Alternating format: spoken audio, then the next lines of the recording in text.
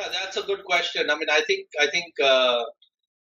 just digress for a second before I answer that. But the thing is, if you look at Buffett's different investments and you put them in different categories, like banks or media, insurance companies, real retailers, and so on. His batting average, for example, on investing in banks is 1,000. I am not aware of any banking investment that Warren has made. And he's been investing in banks since 1969, and he used to own a bank completely, First Rockford in Illinois, and he actually used to go to Rockford, Illinois, once a month to look at the books and so on. So, and he still has a subscription to American Banker, which is a daily newspaper. So, I don't believe there is a banking analyst on the planet that's better than Buffett on banking.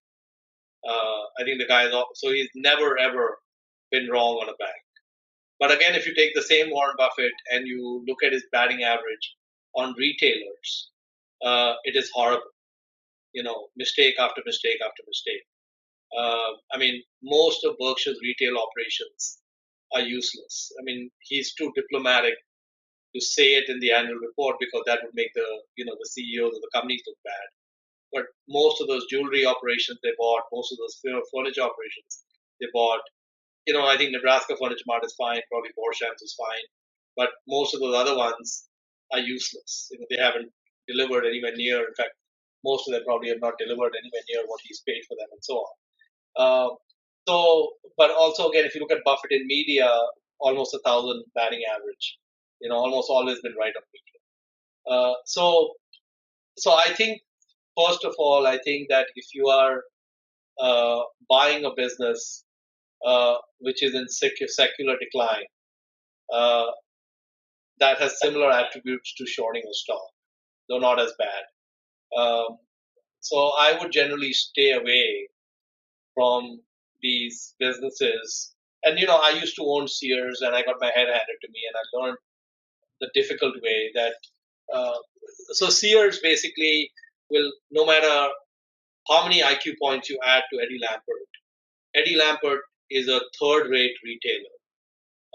He may be a first-rate investor, but being a great investor has nothing to do with running a retail operation or knowing how to run a great retail operation. They're two completely different skill sets. And his CEOs at Sears, that's just a revolving door. They just come and go, and they'll keep coming and going. Now it's himself, so I guess he won't fire himself. So I think Sears basically. How many of you shop at Sears? No one here shops at Sears. Did they not hear the question? I don't see any hands being raised. How many of you shop at Sears.com? No one. How many of you know there is a Sears.com? How about Sears Your Way? How many of you have heard of Sears Your Way? The guy who asked the question on Sears, he must have heard of Sears Your Way, because that's all Eddie talks about. No. Even he denies having heard of it. No, so there's your answer. The people who shop at Sears are dying every day. Unfortunately, Service Corp is burying them. And the people being born today will never ever shop at Sears.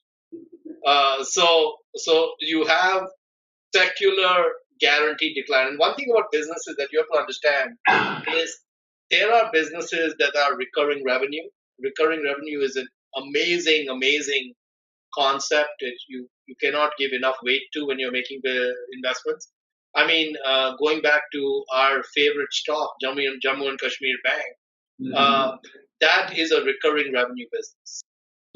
When you get banking clients, people don't switch bank accounts every 3 months or 6 months. When they have a loan with you, they're paying you for a while.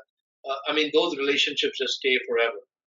When you're a retailer, every time a consumer is going to buy something, they have a choice as to who they buy from.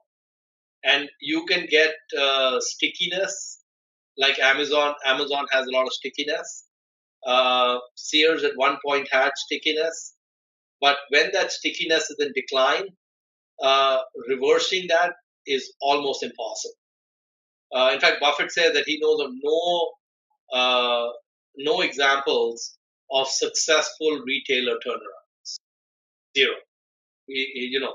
So so I think that there is no way out for Mr. Lamb.